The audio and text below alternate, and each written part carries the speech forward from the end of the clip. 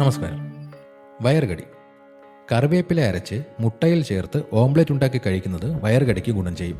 ഉലുവ ചെറുതായി ചൂടാക്കി പൊടിച്ച് ശർക്കര ചേർത്ത് 1/2 സ്പൂൺ വീതം ദിവസവും 2-3 നേരം കഴിക്കുക.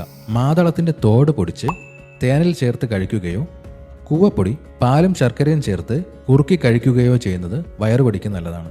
വയറുവീർപ്പ്. കടുക് ചട്ടിയിലിട്ട് വറുക്കുക. കടുക് പൊട്ടുമ്പോൾ വെള്ളമൊഴിച്ച് തിളപ്പിച്ച് 1 കവിൾ വീതം ദിവസവും 4-5 തവണ കുടിക്കുക. മലബന്ധം.